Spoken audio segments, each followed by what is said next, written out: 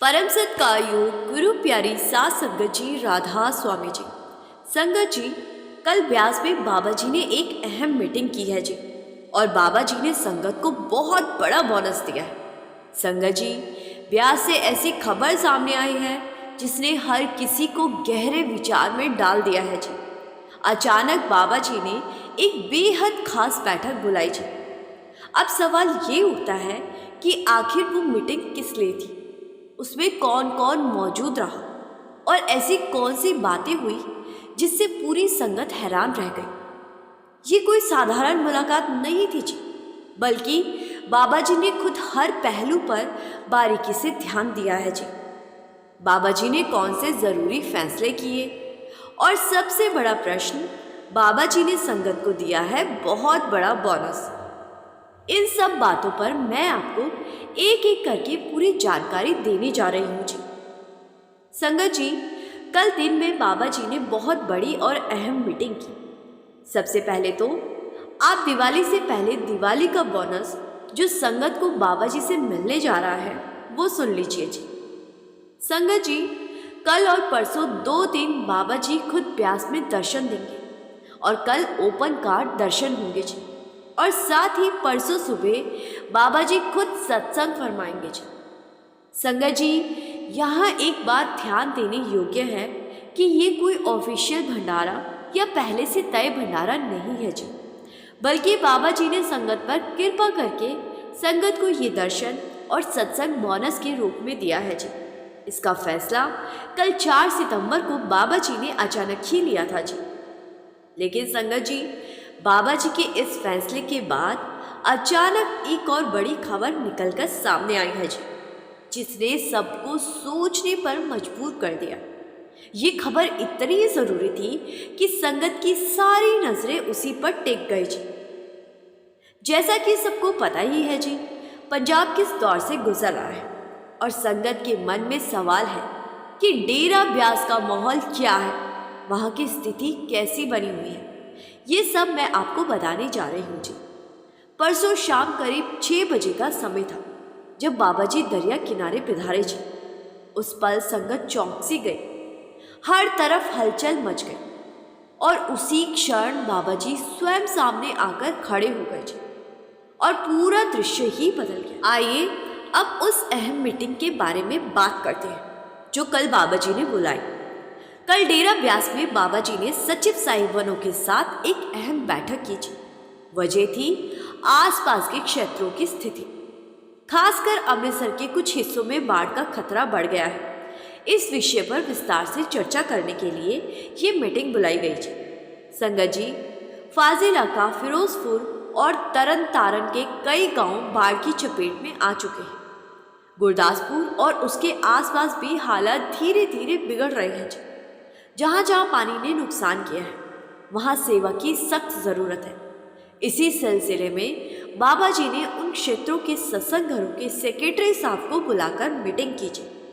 बाबा जी ने खुद पूछा कि कहाँ हालत सबसे नाजुक है, कहाँ लोगों को मदद की आवश्यकता है, किस जगह डॉक्टर चाहिए और कहाँ दूसरी चीज़ों की कमी है। हर पहलू पर गहराई से जानकारी ली गई जी। सेक्रेटरी से पूरा ब्यौरा लिया गया जी, और ये मीटिंग करीब 1 घंटे तक चली जी। संगत जी, दरअसल ये बैठक इसीलिए भी बेहद महत्वपूर्ण थी क्योंकि बाबा जी चाहते थे कि हर छोटी से छोटी बात सीधे उनके सामने आए, ताकि ज़रूरत पड़ते ही तुरंत निर्देश दिए जा सके। अगर कहीं लंगर की मांग होगी तो वहाँ लंगर पहुँचेगा, जहाँ दवाइयाँ चाहिए होगी वहाँ दवाइयाँ पहुँचाई जाए, क्योंकि बहुत सारी जगह ऐसी है जहाँ लंगर और राशन तो ज़रूरत से ज़्यादा पहुँच चुका है, लेकिन दूसरी ज़रूरी चीज़ों की बहुत कमी है। बाबा जी ने इस अहम मीटिंग में यही समझा कि जहाँ जिस चीज़ की ज़रूरत है वहाँ वही चीज़ ही पहुँचाई जाए। संगत जी, वैसे भी डेरा ब्यास सेवा और लंगर के काम में लगातार बड़े स्तर पर योगदान देता आ रहा है जी। सोशल मीडिया पर हजारों वीडियो आप देख सकते हैं। बाबा जी के सेवादार पानी में उतरकर लोगों तक लंगर पहुंचा रहे हैं जी। और सबसे खास बात, बाबा जी या व्यास का कोई भी प्रतिनिधि कभी भी मीडिया के सामने आकर ये नहीं कहता कि हम सेवा कर रहे हैं। ये तो लोग ही सेवा करते हुए सेवादारों की वीडियो बना बनाकर सोशल मीडिया पर डाल रहे हैं जी। हम अब जानते हैं कि बाबा जी कभी भी खुद की पब्लिसिटी नहीं करवाना चाहते और संगत को भी यही सलाह देते हैं कि दूसरों की मदद चुपचाप कर दो। संगत जी, वो कहावत तो आपने भी सुनी होगी, नेकी कर और दरिया में डाल। लेकिन बहुत सारे ऐसे लोग भी हमें सोशल मीडिया पर देखने को मिल रहे हैं जो थोड़ी सी मदद के बदले मीडिया में बने रहने का प्रयास कर रहे हैं। इसके अलावा एक और बड़ी चर्चा संगत में चल रही थी, क्या शनिवार को सवाल जवाब होंगे या नहीं।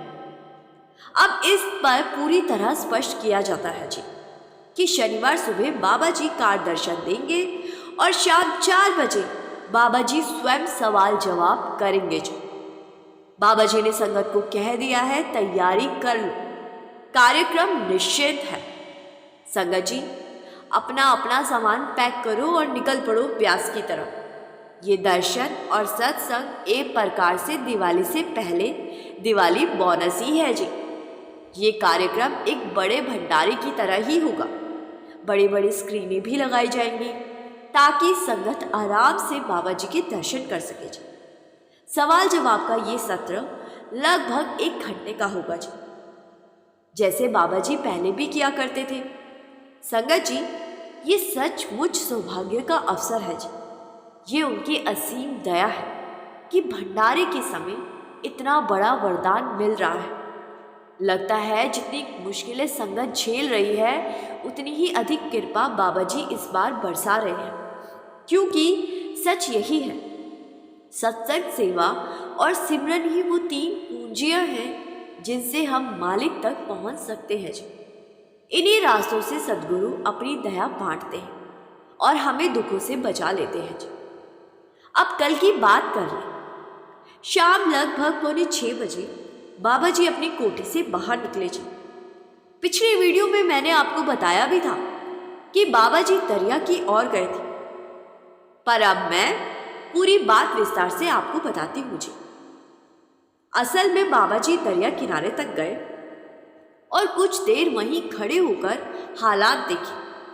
उस समय इंजीनियर भी मौजूद थे जी और सब मिलकर स्थिति का जायजा ले रहे थे जी। बाबा जी ने खुद हर पहलू को बारीकी से देखा जी, ताकि ये समझ सके कि संगत की सुरक्षा और भलाई के लिए आगे कौन कौन से कदम उठाने हैं। वहाँ डेरा की टीमें भी मौजूद थी जी।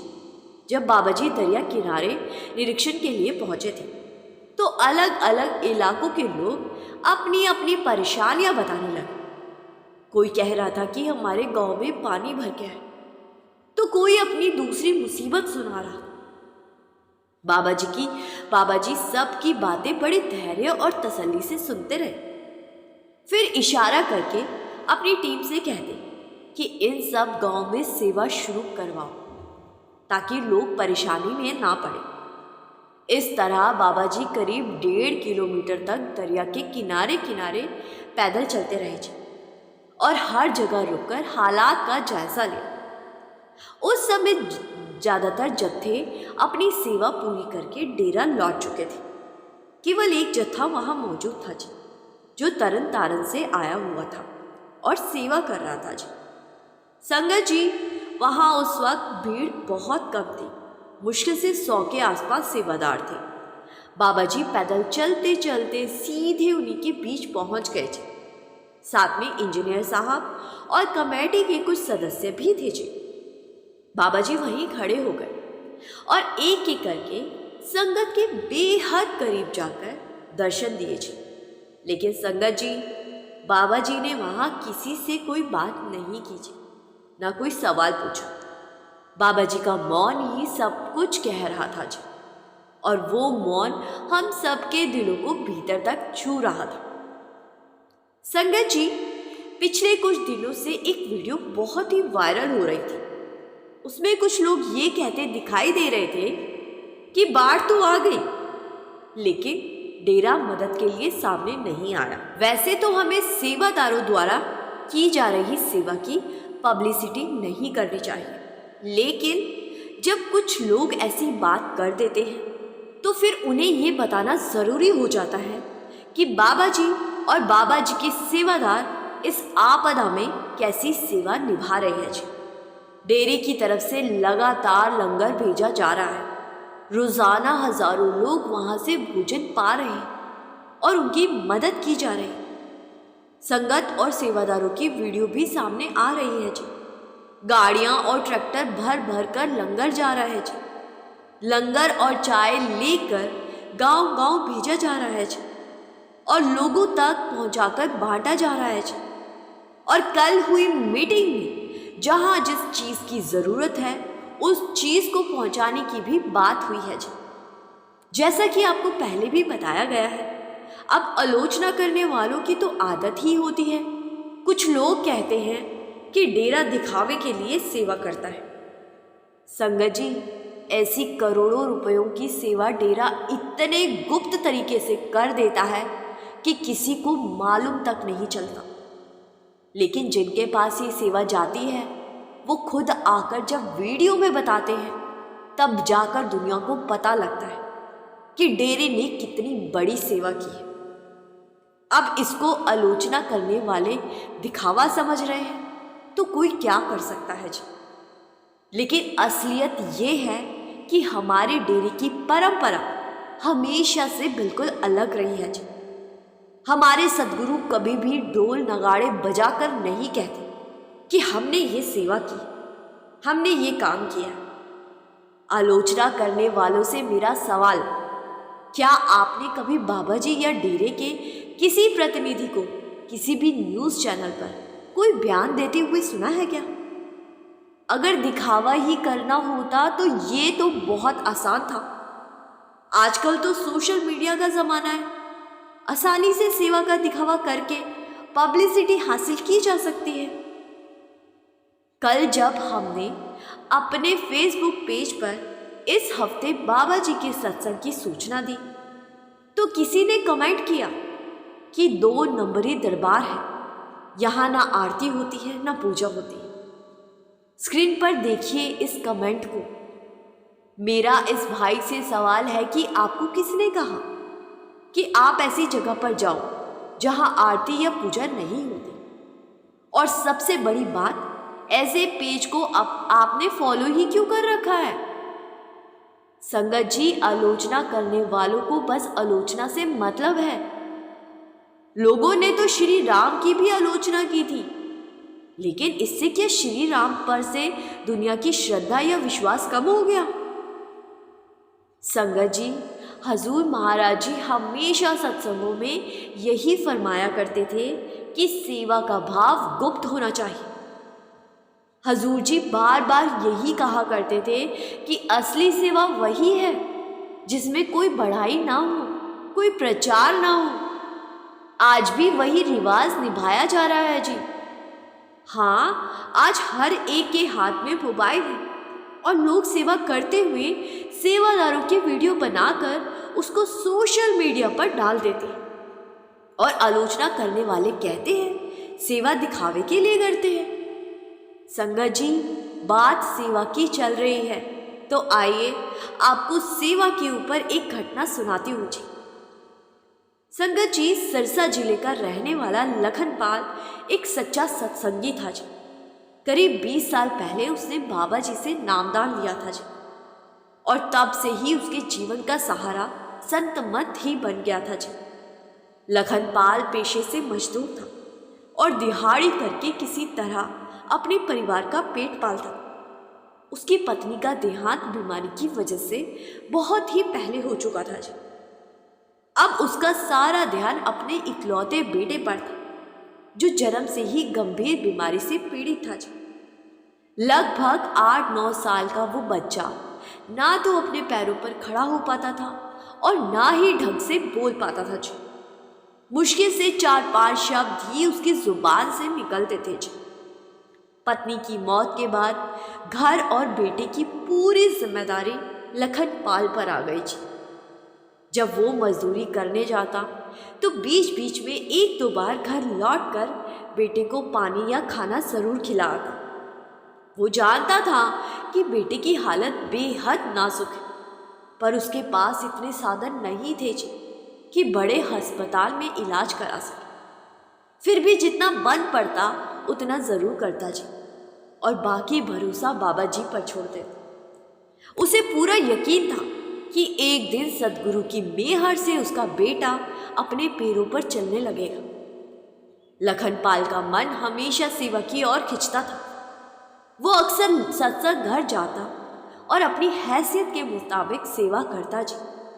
उसे विश्वास था कि सेवा और सिमरन से ही मालिक की दया मिलती है। एक बार सिकंदरपुर में बाबा जी का भंडारा हुआ जी। लखनपाल ने भी वहां 3 दिन की सेवा ले रखी। उसे रोज सुबह सुबह सिकंदरपुर पहुंचना होता और देर शाम तक वहीं रहकर सेवा निभानी पड़ती। उसके गांव से सिकंदरपुर की दूरी लगभग 20 किलोमीटर थी जी। इसीलिए बीच में घर आना उसके लिए संभव नहीं था जी। अब लखनपाल के सामने सबसे बड़ी मुश्किल ये थी कि पीछे घर पर उसके बेटे की देखभाल कौन करेगा, कैसे करेगा। पहले 2 दिन तक तो उसने अपने पड़ोसी में रहने वाली एक बूढ़ी अम्मा को कह दिया था कि अम्मा जी, मेरे जाने के बाद आप दिन में 2-3 बार आकर बच्चे को देख लिया करना बस। अम्मा बोली, ठीक है बेटा, तू चिंता मत कर, 2 दिन तक मैं संभाल लूंगी।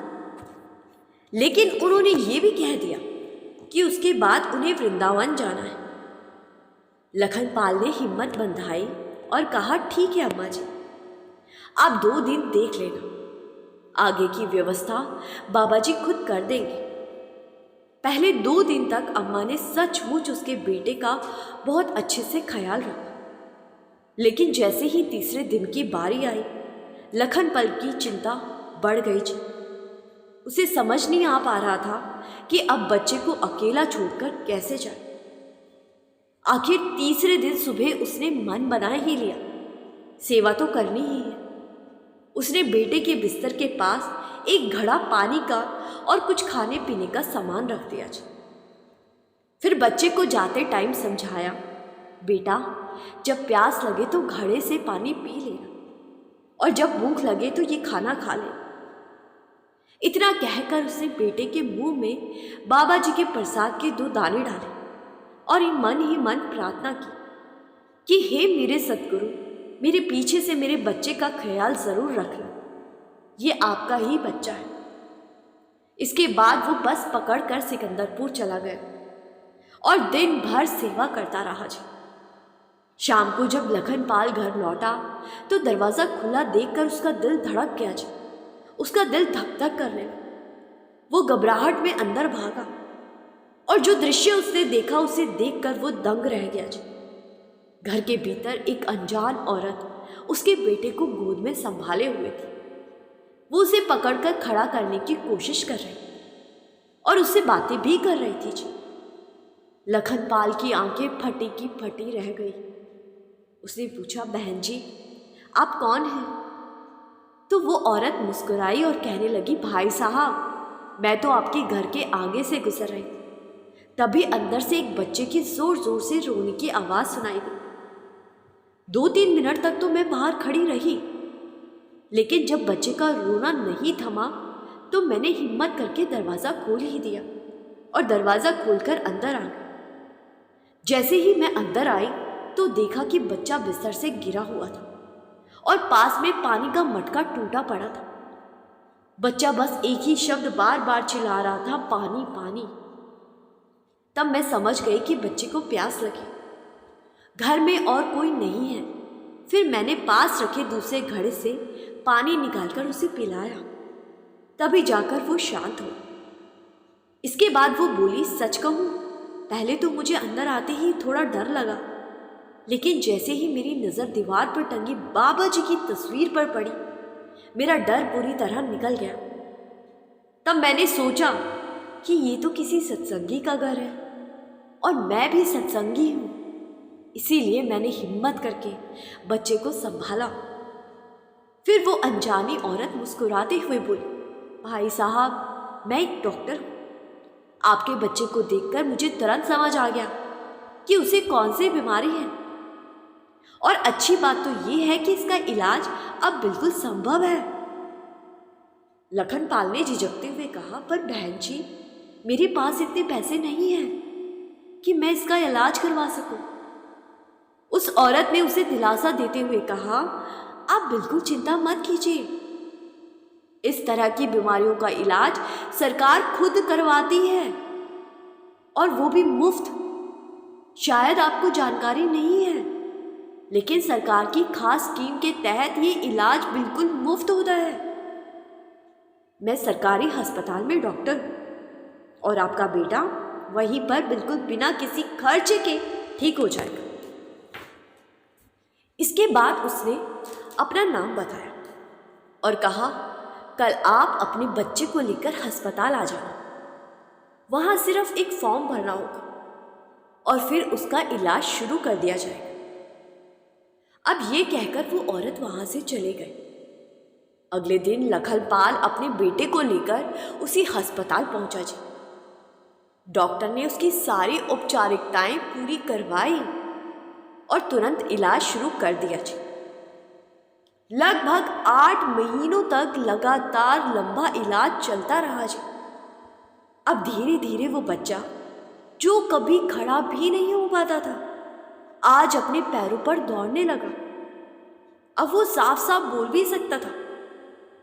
बेटे को इस हालत में देखकर लखनपाल की आंखों से आंसू बह निकले।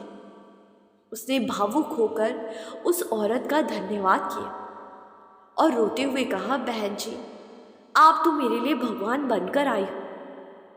लेकिन वो डॉक्टर विनम्रता से बोली, भाई साहब, असली करुणा तो सच्ची पातशाह की है। मैं तो केवल एक माध्यम बनी हूँ। उसी मालिक की कृपा से मैं उस दिन ठीक उसी समय आपके घर के सामने से गुजरी जब आपके बच्चे को मदद की जरूरत थी। इसीलिए धन्यवाद मेरा नहीं है, बल्कि बाबा जी का कीजिए। साथ संगत जी, ये साखी हमें यही सिखाती है कि जब इंसान पूरे दिल से मालिक पर भरोसा करता है तो मुसीबतों के बीच भी उसकी मदद जरूर होती है जी। मालिक किसी ना किसी रूप में, किसी ना किसी साधन से अपनी करुणा बरसाते ही बरसाते हैं। इसीलिए कभी भी उनकी करनी पर शक मत करिए जी। मुश्किलें सबकी जिंदगी में आती हैं, लेकिन उन्हें उनसे पार वही लोग पा लेते हैं जो सद्गुरु पर अटूट विश्वास रखते हैं। संगत जी, अब जाते जाते आपको फिर से सूचित कर दे कि कल और परसों शनिवार और रविवार को बाबा जी ओपन कार दर्शन देंगे और सवाल जवाब भी करेंगे जी, और सत्संग भी फरमाएंगे जी। सत्संग का टाइम सुबह 8:30 दिन रविवार को रहेगा जी, और ओपन कार दर्शन शनिवार सुबह दर्शनों के एकदम बाद होंगे जी, और सवाल जवाब शनिवार शाम 4 बजे होंगे जी। संगत जी से मेरी हाथ जोड़कर बेनती है, इस सूचना को सभी के साथ जरूर शेयर कीजिए जी। गुरु प्यारी साथ संगत जी, राधा।